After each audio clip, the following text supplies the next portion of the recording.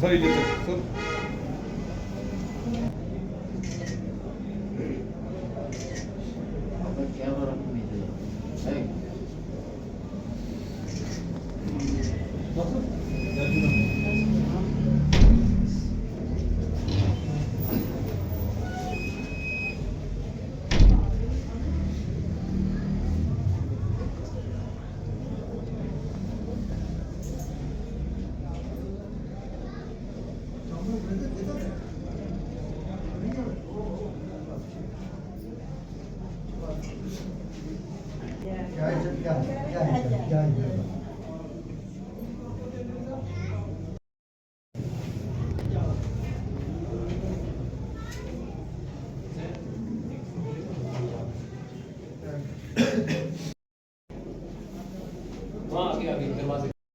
का था चंद्रभागा क्षेत्र को हिंदू विहीन करने की जो एक मुहिम चलाई जा रही थी, अगर संतोष ठाकुर जी का बलिदान ना होता तो शायद चंद्रभागा जो क्षेत्र है आज कश्मीर की तरह हिंदू विहीन हो गया होता। इसमें कोई दो राय नहीं है कि संतोष ठाकुर जी ने एक मजबूत किले की तरह हम सबकी रक्षा अपने प्राणों को न्योछावर करके दी। आज उनकी बलिदान को लगभग 32 वर्ष हो गए हैं, लेकिन 32 वर्ष से निरंतर हर वर्ष उनका परिवार उनकी श्रद्धांजलि का कार्यक्रम कर रहा है। मैं उनका नाम आज डोडा के अमर शहीद ठाकुर संतोष जी का 32वीं पुण्यतिथि और उसको आयोजित किया गया। उसको यहाँ पर आज कार्यक्रम के द्वारा ठाकुर साहब की उस शहादत को याद किया गया, जिसमें समाज के विभिन्न वर्गों से लोग यहाँ पर श्रद्धांजलि के इस कार्यक्रम में शामिल हुए। और उस समय का जो दूरंदेशी ठाकुर साहब में थी, हालांकि ठाकुर साहब एक बहुत ही सेकुलर तबीयत के आदमी थे, हर आदमी का काम करते थे बिना उसकी ज़ात, मज़हब या उसका रीजन पूछे हुए। एक सोशल वर्कर के जैसे उनके काम थे, लेकिन पूरे देश भगत थे, भारत माता की जय कहने वाले थे। और आतंकवादियों को उनकी ये सोच जो है वो पसंद नहीं थी, वो बर्दाश्त नहीं थी। वो चाहते थे कि जिस तरीके से कश्मीर को वहाँ पर कश्मीरी पंडितों को मारकर वहाँ पर हिंदू वहीन किया गया, तो आतंकवाद का दूसरा जो चरण था वो इस रेस्टवाइल ज़िला डोडा को खाली करने का था। लेकिन ठाकुर संतोष जी और उन जैसे और कई असंख्य शूरवीरों ने आगे आकर समाज को जागृत किया, समाज के इकट्ठा करने का काम किया और पूरे समाज ने आतंकवाद का पूरा मुकाबला किया। उसमें बहुत सारे लोग जो है उन्होंने अपनी जानों की आहुति दी, जिनमें सतीश भंडारी जी, रुचिर कुमार कोल जी और भी बहुत सारे देशभक्त लोगों ने समाज का काम किया, समाज को जागृत करने का काम किया।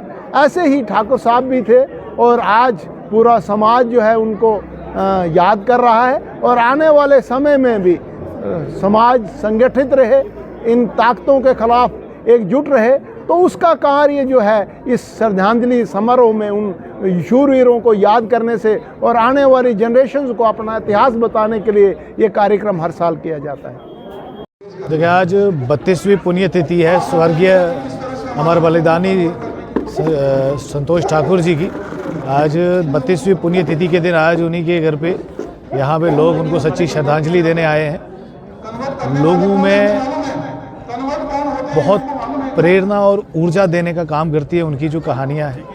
लोग यहाँ पे जब सुनते हैं तो यहाँ से सीख लेके जाते हैं कि किस प्रकार उन्होंने अपने समाज के लिए और यहाँ की आवाम के लिए, डोडा के जो लोग हैं निवासी हैं, उनके लिए अपने प्राणों का बलिदान दे दिया, किस लिए कि यहाँ के लोग सुरक्षित रहें और खुली हवा में सांस ले सकें। हर साल यहाँ पे लोग एकत्रित होते हैं और यही सीख लेके जाते हैं कि अपने लिए तो सब जीते हैं, कोशिश करें कि संतोष ठाकुर जी की तरह लोगों के लिए भी जीना सीखें। देखिए भाई साहब, जैसे आज 32वां साल तो संतोष जी का बलिदान दिवस आज के टाइम में मनाया गया। जैसे कि आपने देखा कि बहुत सारे वक्ताओं ने अलग अलग चीज़ें बताई, हमने उन्हीं से सीखा है। और रोज़ हर साल जब हम आते हैं तो कुछ नई चीज़ संतोष ठाकुर जी के बारे में सुनने को मिलती है। बात की जाए तो जब उनका देहांत हुआ तो उस टाइम शायद 94 में हमारी डेट ऑफ बर्थ, उस टाइम हम थे भी नहीं। तो जैसे हमने अपने बुज़ुर्गों से, पिताजी से, चाचा ताया सबसे सुना, तो आज भी हमें ये चीज़ महसूस होती है कि शायद संतोष ठाकुर जी जीवित हैं। तो जब उनकी कहानियाँ, उनके बारे में सुनते हैं तो हमें भी समाज के बारे में कुछ करने को मन करता है। अपने समाज को आगे बढ़ाने में, लोगों को सही रास्ता दिखाने में बहुत सारी चीज़ें थी संतोष ठाकुर जी की जिनके बारे में हमें पता लगता है तो मन करता है कि समाज को उस और जाना चाहिए। आज के टाइम में अगर आप डोडा की हालात देखें, जैसा सिनेरियो चल रहा है, आज के टाइम को देखते हुए पर्सनली मेरा ऐसा कहना है कि हर घर से, हर गांव से संतोष ठाकुर जी जैसे लोग निकलने चाहिए। नहीं तो बांग्लादेश वाला हाल जो है वो डोडा डिस्ट्रिक्ट का कोई दूर नहीं है। तो मैं चाहता हूं कि बच्चा हर घर में, हर गांव में जितने भी बुज़ुर्ग हैं जिनको संतोष ठाकुर जी के बारे में पता है, उनको कम से कम उनके बलिदान कैसे हुआ, संतोष ठाकुर जी कैसे थे, उनके बारे में अपने बच्चों को, नई पीढ़ी को सिखाना चाहिए, ताकि वो आने वाले टाइम में हमारे समाज में इस तरह फैले कि हर कोई समाज के लिए, देश के लिए बलिदान देने के लिए तैयार रहे।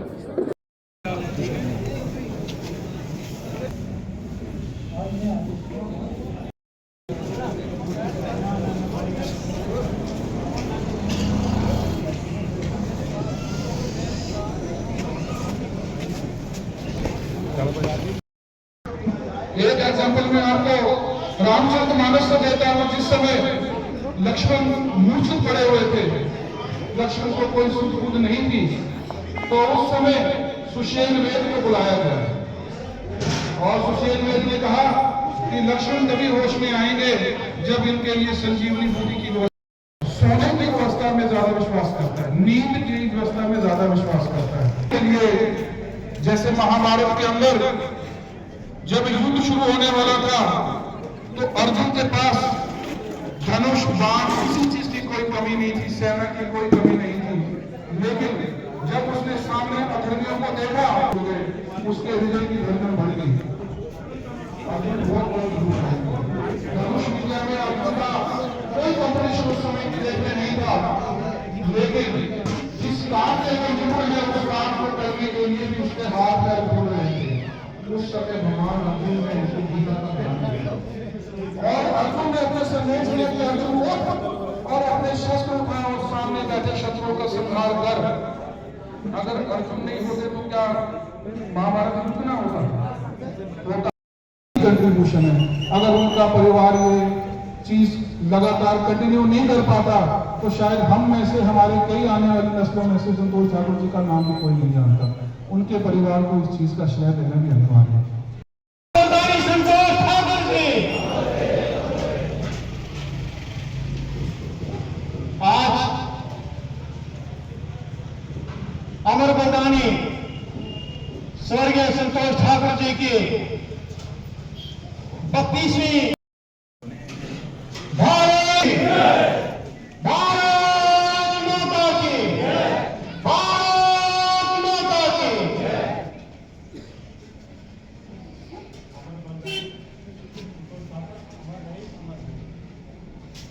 अमर बलिदानी संतोष ठाकुर जी